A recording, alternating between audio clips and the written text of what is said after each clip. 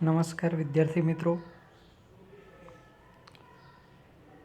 TYBSc semester 5 chemistry, જેમાં આપણે organic chemistry 502નો અભ્યાસ કરી રહ્યા હતા.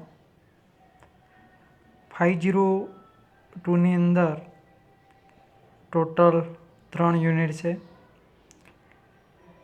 જેમાંથી આપણે યુનિટ 1 સ્ટીરિયો કેમેસ્ટ્રીનો અભ્યાસ કર્યો અને યુનિટ 3 સંતૃપ્ત કાર્બન પરમાણુ પર કેન્દ્રાનુરાગી વિસ્થાપન પ્રક્રિયાઓ, જેનો આપણે અભ્યાસ કરી રહ્યા હતા. મિત્રો, શરૂઆતની અંદર આપણે આજે કેન્દ્રાનુરાગી વિસ્થાપન પ્રક્રિયાઓ થાય છે એ વિશેની માહિતી મેળવી હતી, જેમાં આપણે SN1 અને SN2 પ્રક્રિયાનો બહુ ઊંડાણપૂર્વક અભ્યાસ કર્યો હતો. તેની ક્રિયાવિધિ તેમજ તેનું અવકાશ રસાયણ પણ આપણે જોયું હતું. ત્યારબાદ એક બીજું સેશન એ છે વિલોપન પ્રક્રિયા, અને આપણે વિલોપન અને વિસ્થાપનને સાથે સાથે કઈ રીતે જોઈ શકીએ એનો પણ આપણે અભ્યાસ કર્યો. વિલોપન પ્રક્રિયાની અંદર કોઈ પણ પરમાણુ કે સમૂહ એ દૂર થઈ અને આપણને નિપજ મળતી હોય છે, જેમાં આપણે શરૂઆતની અંદર E1 પ્રક્રિયા જોઈ, E2 પ્રક્રિયા જોઈ, E1 અને SN1 છે એની કમ્પેરિઝન જોઈ, E2 અને SN2 છે એની કમ્પેરિઝન જોઈ. હવે અહીંયા આગળ એક E1 અને E2 સંલગ્ન જેવી જ એક પ્રક્રિયા છે, E1CB પ્રક્રિયા.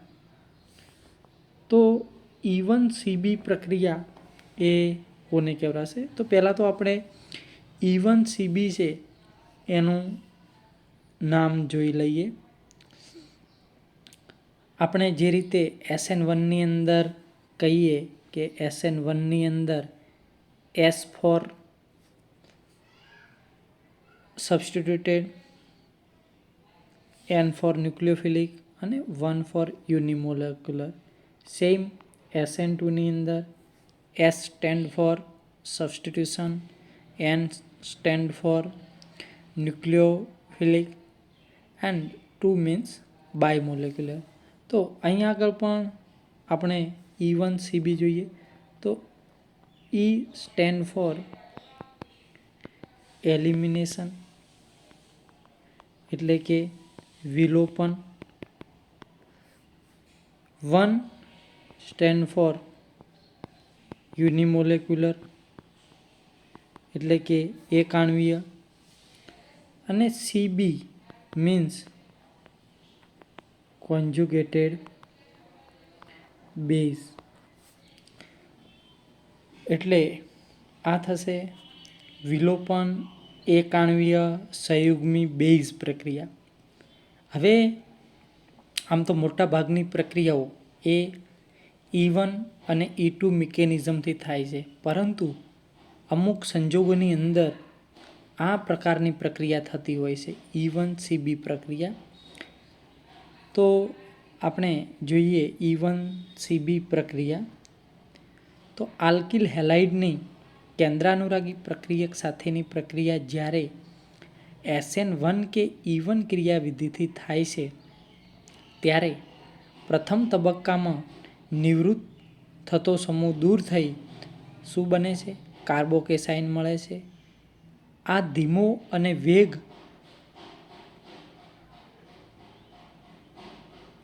નિર્ણાયક તબક્કો હોય છે, પરંતુ ઘણી વખત જ્યારે કેન્દ્રાનુરાગી એ પ્રબળ બેઝ હોય છે, ત્યારે નિવૃત્ત થતો સમૂહ દૂર થાય તે પહેલાં સબસ્ટ્રેટમાંથી બેઝ જે છે એ પ્રોટોનને દૂર કરી દે છે. શું કરે છે?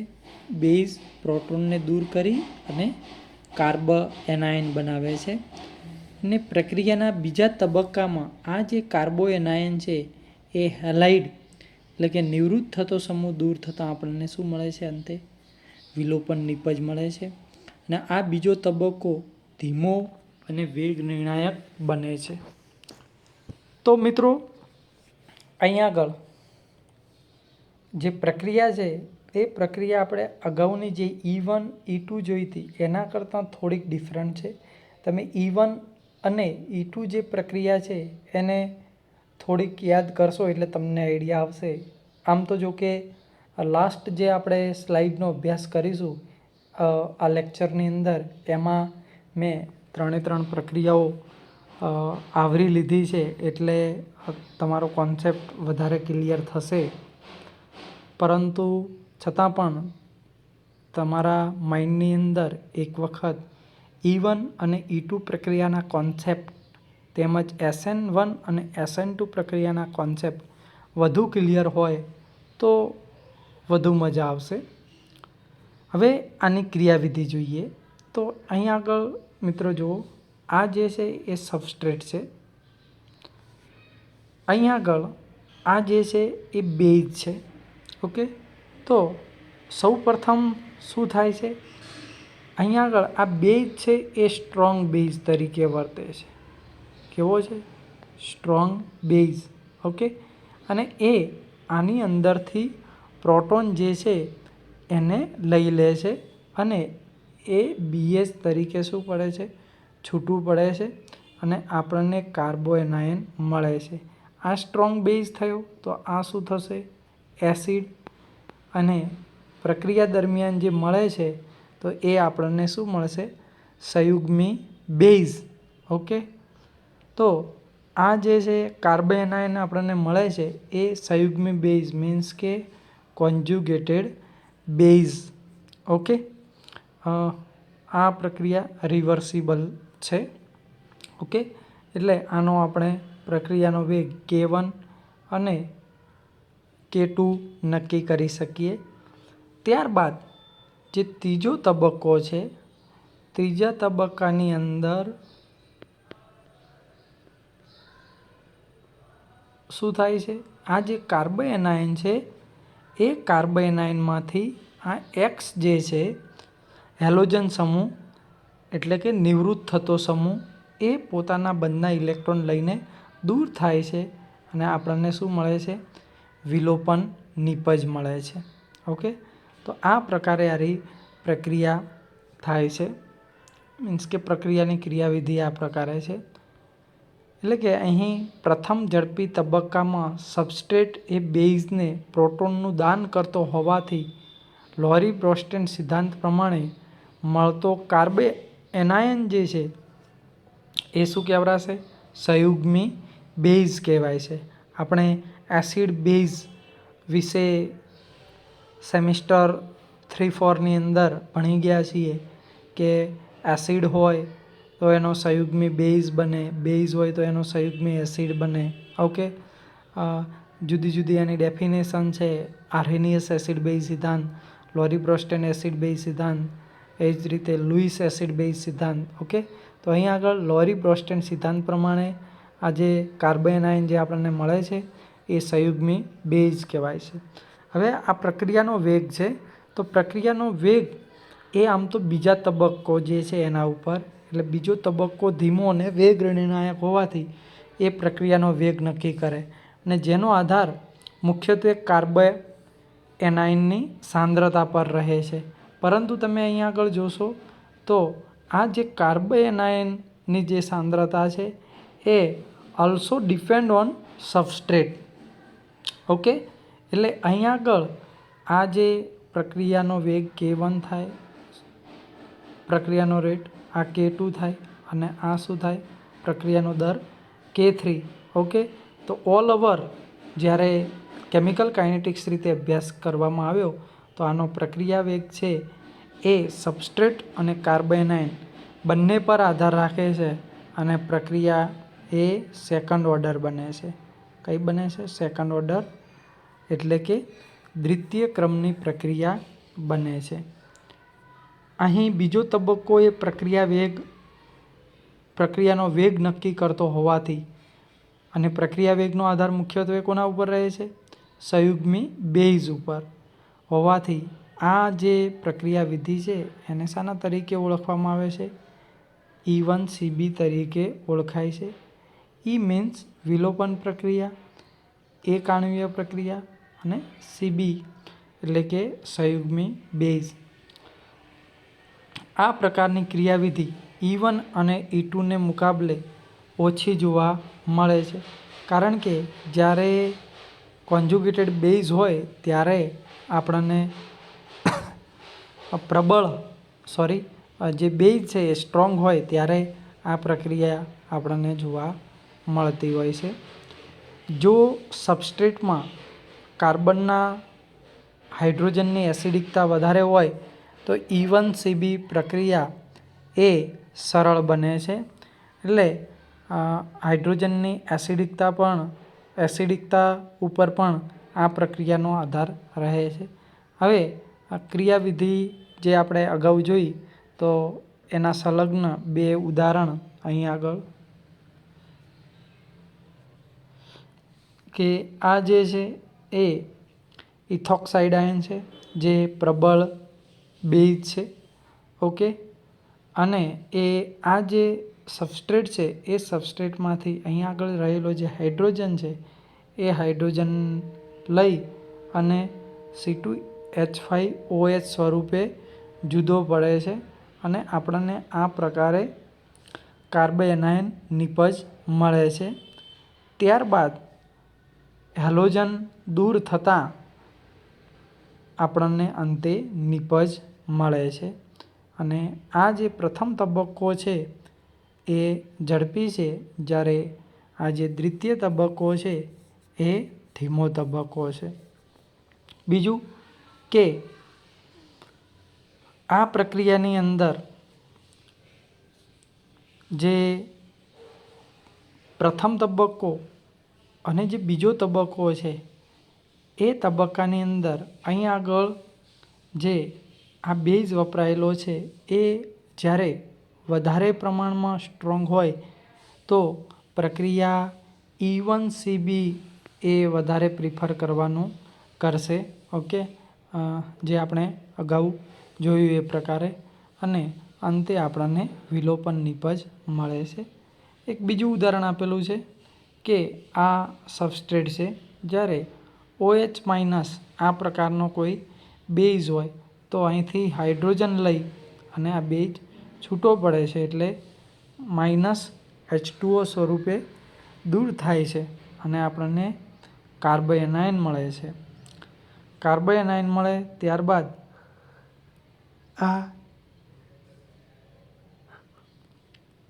કાર્બોએનાયનમાંથી Cl દૂર થતાં આપણને અંતે વિલોપન નિપજ મળે છે. તો આ રીતે E1CB પ્રક્રિયા એ આપણે જુદા જુદા ઉદાહરણ દ્વારા સમજી શકીએ. હવે અહીં આગળ કમ્પેરિઝન આપેલું છે E1, E2 અને E1CBનું. તો આ થોડું ધ્યાનપૂર્વક જોજો. હવે E1, E2 અને E1CB સ્ટેપ. તો આ જે પ્રક્રિયા છે E1CB એ 2 સ્ટેપની અંદર પ્રક્રિયા થાય છે. 2 સ્ટેપની અંદર પ્રક્રિયા થાય છે તો એની અંદર પ્રથમ શું થતું હતું તો કે આ જે હેલોજન જે છે એ છૂટો પડે અને શું બનાવે છે? કાર્બોકેસાયન બનાવે છે. ઓકે, ત્યારબાદ બીજા તબક્કાની અંદર આ જે H+ છે એ છૂટો પડી અને અંતે શું મળે છે? વિલોપન નિપજ આપણને મળે છે. એ જ રીતે E2 છે, તો E2 એ 1 સ્ટેપ પ્રક્રિયા છે. એની અંદર આ સબસ્ટ્રેટ છે અને આ બેઝ છે. ઓકે, એ એક જ તબક્કાની અંદર પ્રક્રિયા થઈ અને આપણને વિલોપન નિપજ આપે છે. ત્યારબાદ હાલ જોઈ એ E1CB પ્રક્રિયા. તો એ પણ 2 સ્ટેપની અંદર થાય છે. એની અંદર આ જે છે સૌપ્રથમ H જે છે એ બેઝ દ્વારા સ્વીકારાય અને BH સ્વરૂપે દૂર થાય છે અને આપણને કાર્બેનાઇન મળે છે. ત્યારબાદ બીજા તબક્કાની અંદર એમાંથી હેલોજન દૂર થઈ અને આપણને વિલોપન નિપજ મળે છે.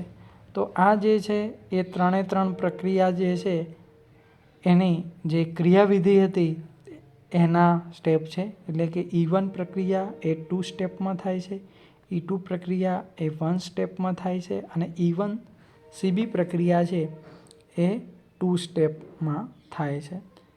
બીજું કે અહીંયા આગળ રિએક્ટન્ટ ઇન્ટરમીડિયેટ ઓર ટ્રાન્ઝિશન સ્ટેટ કોની અંદર બને છે?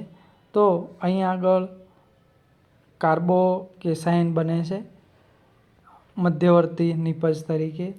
અહીંયા આગળ સંક્રાંતિ અવસ્થા આપણને જોવા મળે છે અને અહીંયા આગળ પણ મધ્યવર્તી નિપજ કાર્બેનાઇન મળે છે.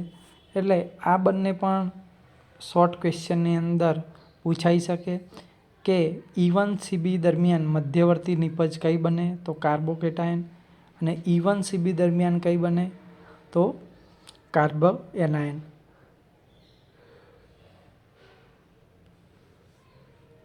ત્રીજું છે કાઇનેટિક્સ.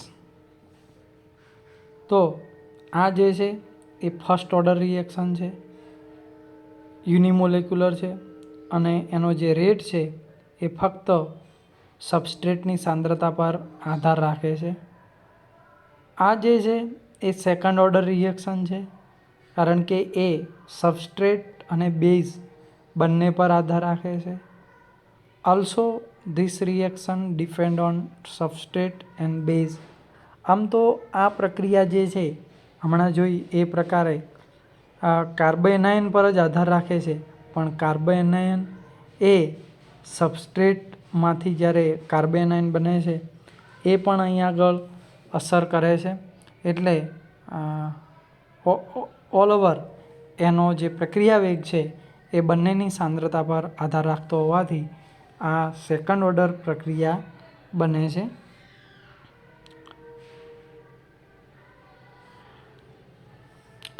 ચોથું છે ડ્રાઇવિંગ ફોર્સ. તો આ જે છે એ આયોનાઇઝેશન ઓફ RX થાય છે. અહીં આગળ attack by base on beta hydrogen, also attack by base on beta hydrogen.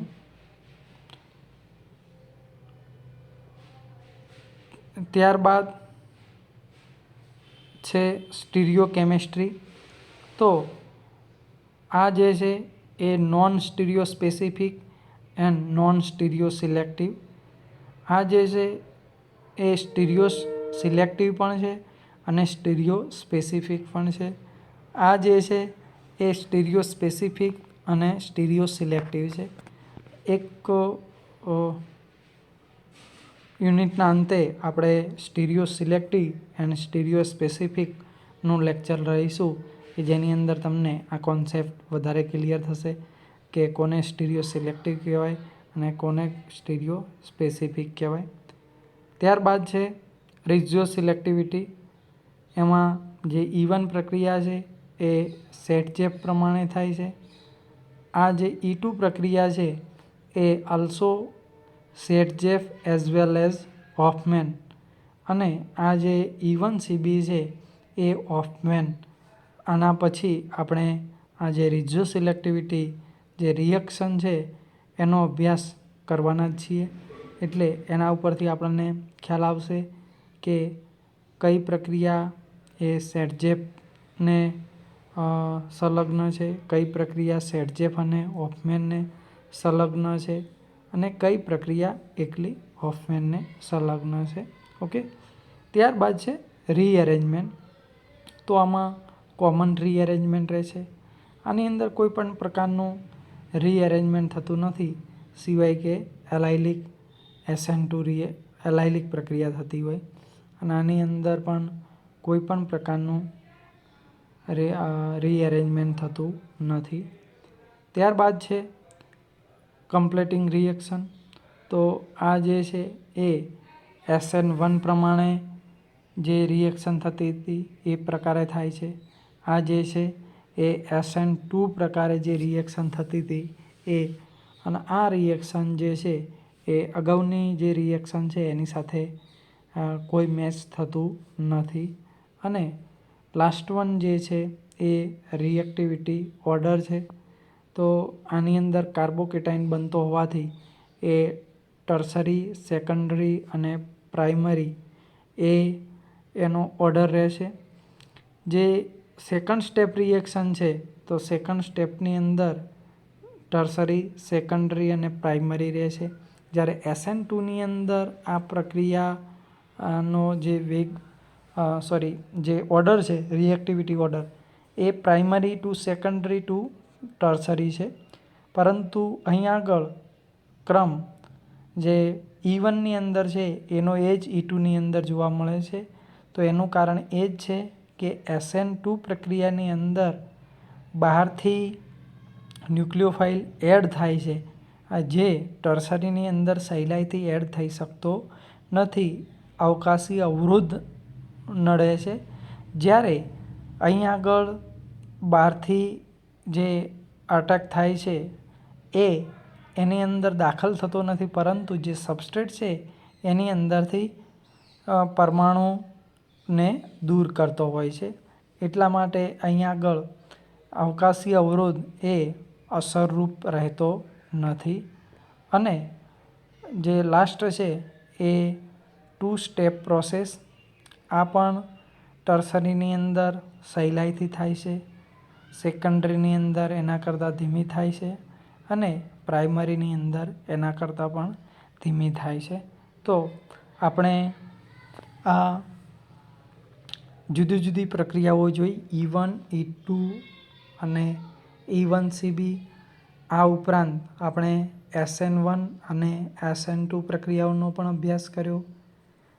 તદુપરાંત આપણે E1 અને SN1 મીન્સ કે E1 વિરુદ્ધ SN1 પ્રક્રિયા પણ જોઈ.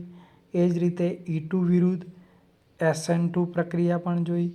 તો તમે બધી જ પ્રક્રિયાઓને ધ્યાનપૂર્વક રીડ કરશો તો બધા વચ્ચેનું તમે કમ્પેરિઝન કરી શકશો અને એની અંદર શું ડિફરન્ટ છે એ પણ શોધી શકશો. બાકી બધી જ જે રિએક્શન છે એ રિએક્શનની અંદર જો તમે એનો ભેદ સમજ્યા નહીં હોય તો તમને બધી જ રિએક્શન એ એક પ્રકારની લાગશે. એટલે સૌપ્રથમ જે તે તમે રિએક્શન જે રીડ કરો છો એને સૌપ્રથમ સારી રીતે સમજી લો. ત્યારબાદ બીજી રિએક્શન ઉપર આવો, એને પણ સારી રીતે સમજી લો. ત્યારબાદ એને પહેલી રિએક્શન જે જોઈ એની સાથે કમ્પેરિઝન કરી લો. ફરી પાછી ત્રીજી રિએક્શન છે તો એના સંલગ્ન જે રિએક્શન હોય એની સાથે કમ્પેરિઝન કરો. ફરી પાછી ચોથી રિએક્શન હોય તો એ અગાઉની કઈ કઈ રિએક્શન સાથે મેચ થાય છે, કમ્પેરિઝન થાય છે, શું ડિફરન્ટ છે. તો આ બધું જો તમે અભ્યાસ કરશો અને એક પેજની અંદર બધું લખતા રહેશો તો તમને કોન્સેપ્ટ વધારે ક્લિયર થશે. બાકી તમે દરેક પ્રક્રિયાને એક એક વખત વાંચશો, ઓકે, અને પછી એક્ઝામની અંદર તમે એ જ્યારે પ્રક્રિયાને તમે ન્યાય આપવા જશો ત્યારે સારી રીતે આપી શકશો નહીં. કારણ કે બધી જ પ્રક્રિયાઓ એકબીજાની અંદર મિક્સ થઈ જતી હોય છે. ઓકે, તો તમારે દરેક પ્રક્રિયાને સૌપ્રથમ ઇન્ડિવિડ્યુઅલી એનો અભ્યાસ કરો, એને થોડું ડીપમાં સમજો અને ત્યારબાદ આ તમે પ્રક્રિયાઓ નું કમ્પેરિઝન કરો તો તમને થોડો ખ્યાલ આવશે. ઓકે, હવે આના પછી જે અમુક રિઝ્યુ સિલેક્ટિવિટી આપણે જોયા, સેટજેફ અને હોફમેન, આ જે રૂલ્સ છે એનો અભ્યાસ કરવાનો બાકી રહેશે. બાકી આ યુનિટની અંદર તમારે ટોટલ આ જે 5 પ્રક્રિયાઓ છે એને બહુ સારી રીતે સમજવાની છે. SN1, SN2, E1, E2 અને E1 CB. ઓકે, હા.